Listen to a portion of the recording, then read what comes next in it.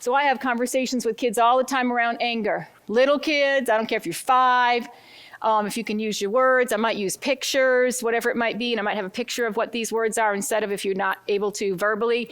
But I think about what's under anger. And one of the first things that's under anger is the feeling of hurt. The second thing that's under anger is the feeling of fear.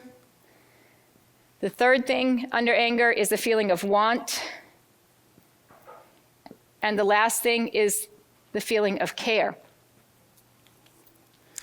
So if I'm going to teach anger to very little kids, I might do this with pictures. And I always like to take pictures of the kids themselves. When your feelings are hurt or when you're upset, can you show me what your face looks like?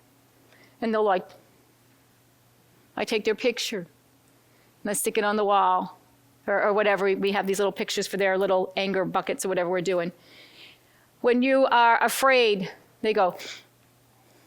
Older kids, I can use the words. When you want something you can't have, I take their picture. And you know what? It's because you care, and that's a good thing. We want to make sure we teach kids to care. I want them to care about their feelings. Because if you can't care about your feelings, then you can't care about others' feelings. They always say, take care of your own house first.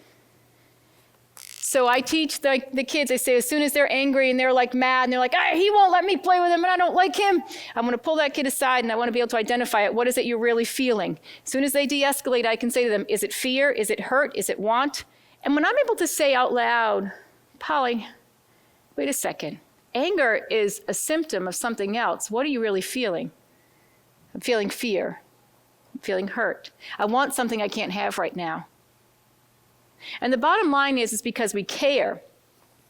And this is the most important thing because we get angry at kids because we care about them. That's the good news. But the first thing an angry person says to you when you say, are you angry? What do they often say? No, I don't care.